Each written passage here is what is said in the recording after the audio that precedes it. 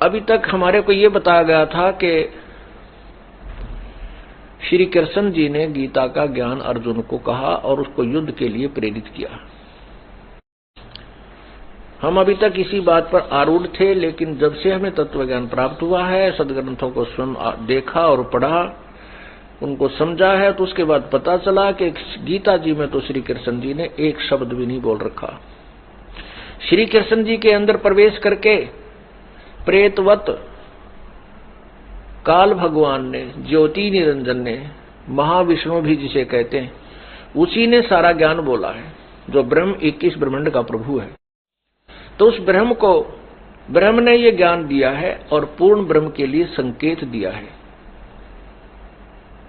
इसमें दो ही प्रभु विशेष चलते हैं, एक ब्रह्म एक पूर्ण ब्रह्म, जिसे परम अक्षर ब्रह्म भी कहते हैं। जैसे क्षर ब्रह्म ये ज्योति निरंजन, अक्षर ब्रह्म ये पर ब्रह्म, अक्षर पुरुष भी जिसे कहते हैं, और परम अक्षर ब्रह्म ये पूर्ण ब्रह्म, सत्य पुरुष, उसकी तरफ संकेत किया है। तो 8वें अध्याय का देखिएगा पवित्र गीता जी,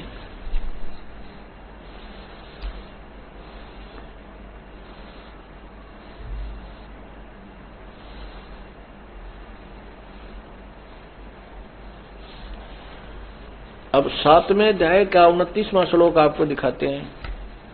ये है अध्याय नंबर 7।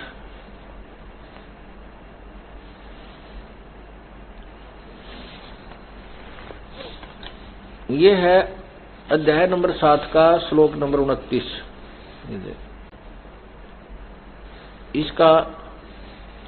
इसके अंदर लिखा है, जरा मरण मोक्षाय माम आश्रित्य यतन्ति ये ते ब्रह्म तत्विदु। ये ब्रह्म तत्व, इसको तत्व ब्रह्म भी बोलते हैं। ते ब्रह्म तत्व यानी तत्व ब्रह्म विदु कृष्णम अध्यात्मम कर्म च अखिलम। यहां देखो,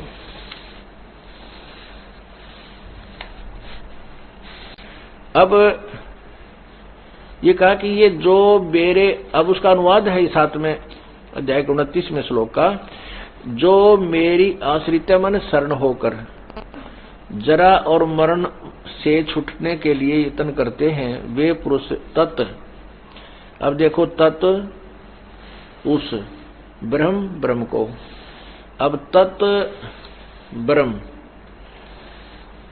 उस ब्रह्म को, तत्व ब्रह्म उस ब्रह्म को, यानी उस परमात्मा को, ब्रह्म माने परमात्मा को, संपूर्ण अध्यात्म को तथा संपूर्ण कर्म को जानते हैं। अब ये 30 श्लोक है, ये 8वां अध्याय यहां आ गया। 8वां अध्याय, इसमें प्रथम श्लोक में ही अर्जुन ने पूछा है, किम तत्ब्रह्म किम अध्यात्म किम कर्म पुरुषोत्तम अधिभूतम च किम प्रोक्तम अधिदेवम किम उच्यते। क्या पूछा है कि पुरुषोत्तम, वह तत्व ब्रह्म क्या है, वह पुरुषोत्तम तत्व ब्रह्म किम, वह ब्रह्म क्या है, तत्व ब्रह्म कौन है। अब देखो इसका 8वें अध्याय के यहां श्लोक नंबर 3 में उत्तर दिया है गीता ज्ञानदाता ने। श्री भगवान उवाच, परम अक्षर ब्रह्म है, वह परम अक्षर ब्रह्म है, परम अक्षर ब्रह्म, परमम अक्षरम ब्रह्म, परम अक्षर ब्रह्म है। अब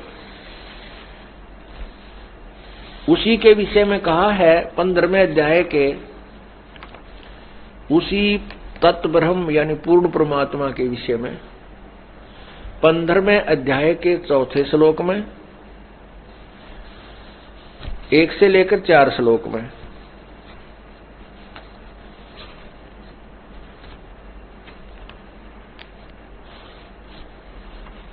स्पष्ट करते हुए 4थे श्लोक में कहा है,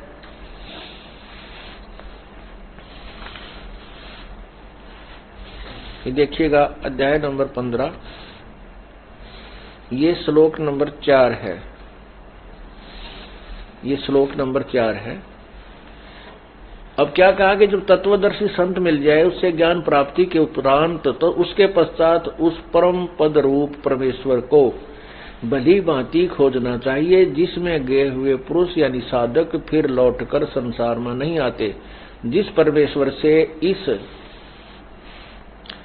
पुरातन संसार वृक्ष की प्रवृत्ति विस्तार को प्राप्त हुई, अर्थात जिस भगवान ने इसकी रचना की है सारे संसार की, उसी आदि पुरुष नारायण के मैं शरण हूं।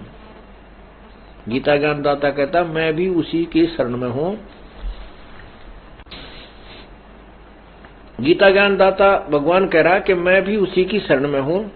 इस प्रकार दृढ़ निश्चय करके उस परमेश्वर का मनन और निधिध्यासन करना चाहिए। इसी के विषय में आप स्पष्ट हो गया कि गीता ज्ञान दाता ब्रह्म है, वो तत्व ब्रह्म यानी उस अन्य परमात्मा, ये क्षर ब्रह्म है जो गीता ज्ञान दे रहा है श्री कृष्ण जी के शरीर में प्रवेश होकर के, और वो पूर्ण ब्रह्म के विषय में संकेत कर रहा है। इसी के विषय में 18वें अध्याय के 62वें श्लोक में कहा कि हे भारत, तू सर्व प्रकार से उस परमेश्वर की शरण में जा, तत्व ब्रह्म की शरण में जा। उसकी कृपा से ही तू परम शांति और सनातन परम धाम को, सनातन माने सदा रहने वाला, जो कभी विनाश नहीं होता, पुरातन सबसे पहले वाला। अब देखिएगा 18वें अध्याय का 62वां श्लोक, हे भारत, सब प्रकार से उस परमेश्वर की शरण में जा, उस परमात्मा की कृपा से ही तू परम शांति को, सनातन परम धाम को प्राप्त होगा।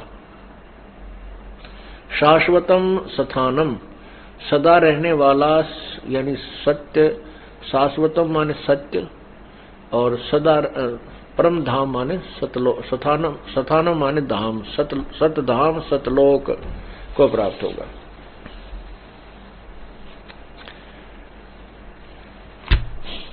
परमेश्वर कबीर परमेश्वर जी हमें यही बताने के लिए आए थे कि वो तत्व ब्रह्म कौन है, उसकी प्राप्ति कैसे होगी। सब सद्ग्रंथों ने और तत्वदर्शी संतों ने केवल एक पूर्ण परमात्मा की साधना की तरफ संकेत और निर्देश दिया है। यही गीता जी भी, हमारी पवित्र गीता जी बता रही है कि उसी की पूजा से सर्व सुख होते हैं।